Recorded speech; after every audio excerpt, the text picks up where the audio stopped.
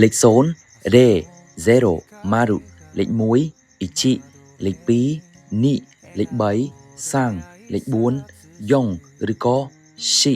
លេខ5 go លេខ6 roku លេខ7 nana ឬក៏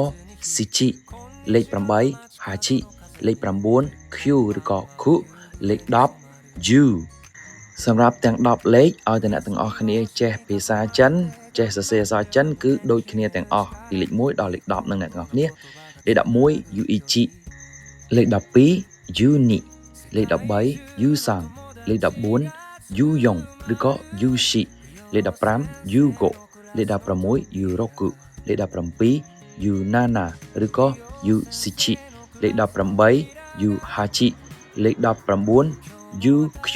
ឬក៏ yuku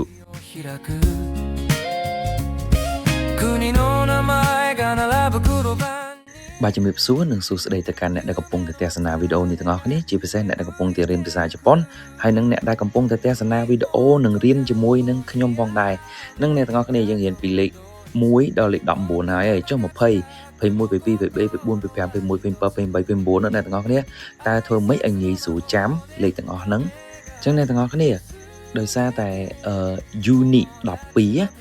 គឺយើងយកអាលេខ10ហ្នឹងយកទៅបូកនឹង2បានចេញជា unit 12អញ្ចឹងដល់ពេល20យើងបញ្ច្រាស់មកវិញមកគឺយើងយក2គុណនឹង10វិញអញ្ចឹងគឺ niu ហ្នឹងហើយ niu 20អ្នកទាំងអស់គ្នាអញ្ចឹងមិនមែន unit ទេបាទអញ្ចឹងយើងដឹងលេខ20ហើយគឺ niu អញ្ចឹង niu ហើយបូកតែជាមួយនឹងលេខ1មក21 niu ichi 22យើងយក20បូកនឹង2មក niu ni 23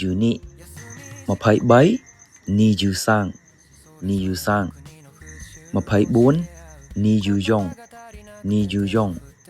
ឬយើងអាចអានបានមួយបែបទៀត niu shi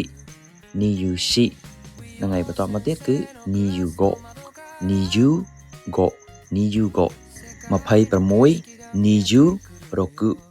niu roku ចឹងយើងអានលឿន niu roku 27 niu nana ឬក៏មួយទៀតយើងអាចអានបានថា niu sichi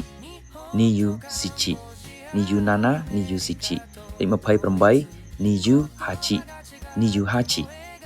niu hachi